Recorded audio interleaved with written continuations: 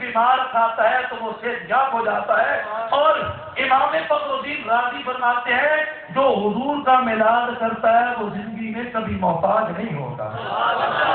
ایک میلاد کی یہ بھی برکت ہے کہ میلاد النبی کی محفل سجانے والے کبھی محتاج نہیں ہوں گے، کبھی محتاج نہیں ہوں گے، وہ غنی ہوتے جائیں گے.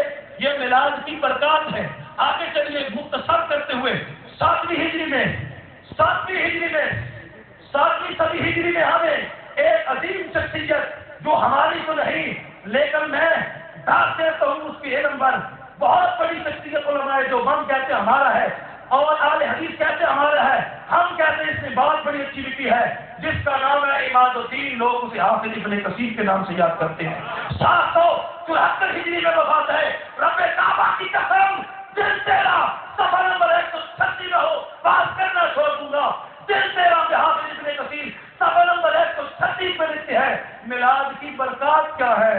وہ لکھتی ہے کہ بادشاہ ابو سعید مظفر الدین کی وفات 630 ہجری میں ہے. ابو سعید مظفر الدین کی وفات 600. یہ وہ خوش نصیب بادشاہ ہے جو حضور کی محفل میلاد کرتا. وفات تو اس کی ہربل کے مقام پر ہوئی لیکن پڑوس مولا علی شیر خدا کا اسے نصیب ہوا. نجف شریف میں میلاد کی برکت سے نجف شریف مولا علی شیر خدا کے روضہ کے ساتھ اس کی قبر مبارک بنی. حافظ ابن کثیر دیوبندی یا آل حدیث کہہ رہے ہیں. پھر حوالہ سن لیجیے جلد 13 صفحہ نمبر 100 مظفر الدین. جب ربیع الاول کا مہینہ تو 5000 بکریوں کی جو ہے نا سیریاں یہ بھنتا اور بھن کر لوگوں میں تقسیم کرتا ہے. 10,000 مرغیاں لوگوں میں تقسیم کرتا ذبح کر کے. 10,000 نسل میلاد النبی پر اور 1 لاکھ پنیر کی روٹیاں تقسیم کرتا. 30,000 مٹھائی کی ڈالیاں تقسیم کرتا. اللہ رحم فرمائے یہ اس کے لفظ ابن کثیر کے. اللہ رحم فرمائے اس بادشاہ ابو سعید پر کہ یہ علماء کی خدمت کے لیے 3 لاکھ دینار خرچ کرتا جو حضور کا میلاد پڑھتے. 3 لاکھ دینار خرچ کرتا. تو پتہ چلتا ہے اتنا یہ پاکیزہ عمل ہے. اگر یہ برا عمل ہوتا حافظ ابن کثیر اس کو اپنی کتاب میں جگہ نہ دیتے. البدایہ و النہایہ کی جلد 13 صفحہ نمبر 136 میں نقل نہ کرتے. یہ کتنا پاکیزہ عمل ہے. اور لکھتے ہیں کہ اللہ رحم فرمائے یہ بڑا بادشاہ ابو سعید مظفر الدین نیک تھا. اسی بادشاہ کی تاریخ حجت اللہ علی العالمین میں علامہ یوسف نبہانی جن کی وفات 1350 ہجری میں ہے اپنی کتاب حجت اللہ علی العالمین کے صفحہ نمبر 34 پہ اس بادشاہ کی تعریف کی. اور الحاوی للفتاوی میں علامہ سیوطی نے اسی بادشاہ کی تعریف کی. آگے چلیے 8ویں صدی ہجری.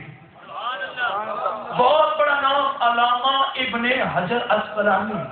نام امام شہاب الدین احمد ہے. لوگ ابن حجر اسقلانی کے نام سے یاد کرتے ہیں. جلد 9 ہے. فتح الباری شرح صحیح بخاری کی جلد 9 ہے. صفحہ نمبر 118 ہے. صفحہ نمبر 118 ہے. برکت سنیے میلاد کی. علامہ ابن حجر اسقلانی لکھتے ہیں کہ جب ابو لہب نے سویبیا یا صوبیہ کو آزاد کیا دونوں طرح لفظ ہے. جب اس کو آزاد کیا شہادت کی انگلی سے کہا تھا تو نے بھتیجے کی خبر دیا محمد پیدا ہوا ہے جب تو آزاد ہے. حافظ ابن حجر اسقلانی لکھتے ہیں کہ اس آزادی کی برکت جو اس نے آزاد کیا تھا سویبیا کو اس کا فائدہ ابو لہب کو یہ پہنچا. جب مر گیا تو حضرت عباس بعض کتابوں میں آتا ہے گھر والوں میں سے کسی نے دیکھا. یہ علامہ ابن حجر اسقلانی نے اسی سبب کو واضح کر دیا. یہ گھر میں دیکھنے والوں میں حضرت عباس تھے. حضرت عباس نے خواب میں دیکھا.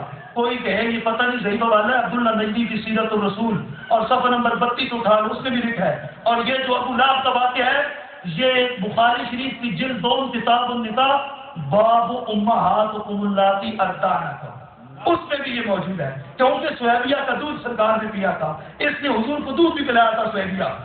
اور علامہ ابن حجر اسقلانی لکھتے ہیں جب کافر کے لیے یہ اتنا فائدہ ہے کہ اس کے عذاب میں سوموار کے دن تخفیف ہو جاتی ہے تو پھر مسلمان کی شان اور عظمت کا کیا کہنا.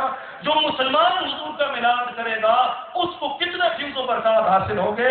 جب ایک کافر کو یہ فائدہ ہے. یہاں ایک اعتراض ہوتا ہے کہ ابو لہب جو تم خوابوں کی بات کرتے ہو بریلوی قرآن میں ہے کہ لا یخفف عنہم العذاب کافر کے عذاب میں تخفیف نہیں ہوگی. یہ میرے آقا کی خصوصیت ہے، بے شک کافر کے عذاب میں تکلیف نہیں ہوگی۔ امام فخر الدین رازی نے تفسیر کبیر میں ایک جواب یہ دیا کہ اس سے مراد آخرت کا عذاب ہے، قبر کی عذاب کی بات نہیں ہو رہی۔ اگر قبر کا عذاب مانا جائے تو امام فخر الدین رازی رحمۃ اللہ علیہ تفسیر کبیر میں لکھتے ہیں کہ یہ رسول اللہ کی خصوصیت ہے، اگر چاہیں تو کافر کے عذاب میں یہ معراج کی برکت ہے کہ عذاب میں تکلیف ہو سکتی ہے۔ تبت یدا ابی لہب، قرآن کہتا ہے دونوں ہاتھ ٹوٹ گئے ہیں اس کے، تم کہتے ہو کہ انگلیوں سے وہ شہد ملتا ہے، پانی ملتا ہے، وہ چوستا ہے۔ قرآن کہتے ہیں ہاتھ ٹوٹ گئے، جب ہاتھ ٹوٹ گئے انگلی نہیں ہے تو پھر وہ چوستا کہاں سے؟ بدبختو سمجھو قرآن کو، تفسیر پڑھا کرو، ہمیں مطالعہ کرنا پڑتا ہے۔ یہ حقیقی معنی نہیں ہے، ہاتھ نہیں ٹوٹ رہے، تیرے دونوں ہاتھ ٹوٹ گئے، جو بول کر کل مراد لیا گیا، ذات پوری ابو لہب کی تھی، تیرے دونوں ہاتھ ہے بلائی سے چاہتے رہے، تو ان ہاتھوں سے رسول اللہ کو پتھر مارا کرتا تھا، اس لیے ہاتھوں کا ذکر دیا۔ ابو لہب کے ہاتھ نہیں ٹوٹے تھے، بس اس کے ہاتھ بلائی سے روک لیے گئے تھے، اس کے ہاتھوں میں جو قوت تھی وہ ختم ہو گئی تھی۔ کسی ایک محدث مفسر نے ہمارے اہل سنت میں کسی نے بھی نہیں لکھا کہ ابو لہب کے ہاتھ ٹوٹے تھے، ہاتھ نہیں ٹوٹے تھے، یعنی ابو لہب کو پورا ہلاکو ہاتھوں کا ذکر اس لیے کیا۔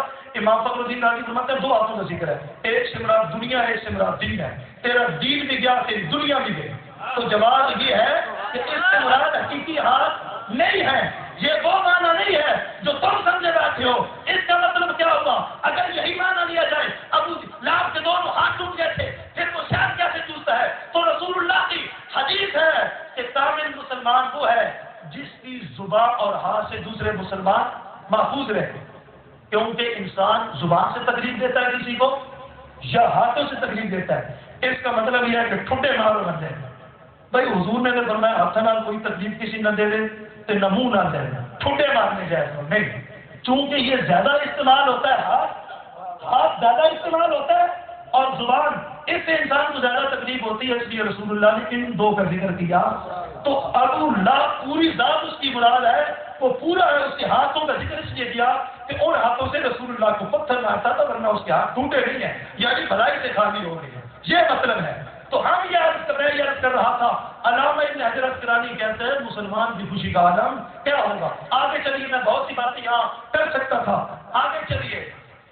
9ویں صدی ہجری میں علامہ جلال الدین سیوطی رحمۃ اللہ